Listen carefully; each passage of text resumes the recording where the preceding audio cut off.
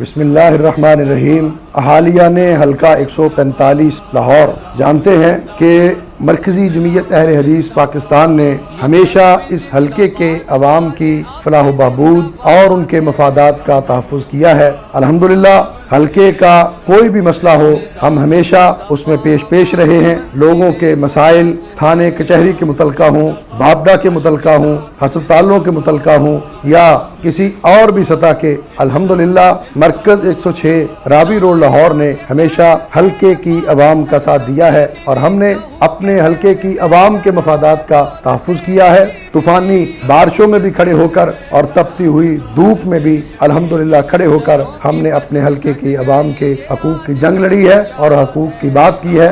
इंशाअल्लाह PP 145 लाहौर में कामयाबी के बाद अवाम की तरक्की, फलाह बहबूद और खुशहाली का सफ़र पहले से ज़्यादा तेज़ होगा। इंशाअल्लाह इस हल्के के तमाम मसाइल को हल करने की पूरी कोशिश की जाएगी। खुसूसन कच्ची आबादी के जो मालकाना हकूक़ के मसाइल हैं उसके लिए हमने पहले भी कोशिश की है और अब भी कर रहे हैं। इंशाअल्लाह इसके बाद भी हम अपनी कोशिशें जारी रखेंगे। हम इस हल्के के रहने वाले हैं, हम इम्पोर्टेड उम्मीदवार नहीं हैं। जितने भी इम्पोर्टेड उम्मीदवार यहाँ पर आए, इलेक्शन जीते, 5-5 साल तक वो लोगों को मुंह नहीं दिखाते। अल्हम्दुलिल्लाह हम वो हैं जो 5 साल नहीं बल्कि दिन में 5 मरतबा हर नमाज में मिल सकते हैं। एक दिन में 5 मरतबा मस्जिद के अंदर हमारे साथ मुलाकात की जा सकती है और हफ्ते के बाद खुतबा जुमअतुल मुबारक में अल्हम्दुलिल्लाह हमारे साथ मुलाकात की जा सकती है। हम इस हल्के के रहने वाले हैं, इस हल्के के अपने हैं, इसलिए इस हल्के के वोट के सबसे ज्यादा